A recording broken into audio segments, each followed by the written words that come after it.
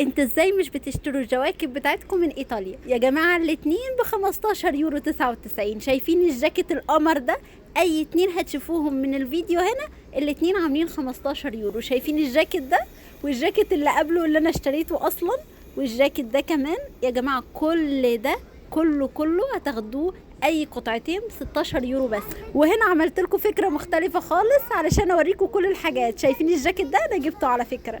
قولوا لي ايه رايكم في فكره التصوير المره دي، بحيث ان انا وريتكم كل التفاصيل اللي موجوده في كل قطعه. اوعوا تكونوا ما تعرفونيش، انا فاطمه علام صاحبه صفحه كل يوم في ميلانو، واعملوا لي لايك وفولو عشان انا هعرفكم على كل حاجه موجوده هنا في ايطاليا. كل التخفيضات وكل العروض وكل الاسئله اللي عايزين تعرفوها هتلاقي اجابتها عندي على الصفحه. شايفين بقى التحفه الفنيه دي؟ انا برضو اشتريت واحد من ده لان الاتنين كانوا عاملين 15 يورو يا جماعه. مش هتلاقوا تخفيض زي ده، فبسرعه الحقوا العروض دي. النهارده كان اول يوم في التخفيض. حبيت انزل لكم اول حاجه الجواكت عشان الجواكت كانت هناك تحفه قوي ولقطه بصراحه.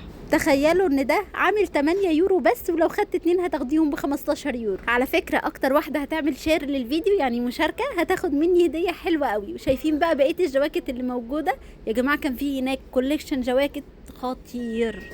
لو عايزين تعرفوا اسم المكان بالظبط والعنوان وتروحوه ازاي وفين، اكتبوا لي في الكومنتات كلمه محل والادمن هتدخل ترد على كل الكومنتات بتاعتكم. وبما اني صورت لكم اكبر قدر كان موجود، فدي كانت كمان حاجات لسه ما كنتش صورتها. تعالوا شوفوا بقى كل الحاجات دي.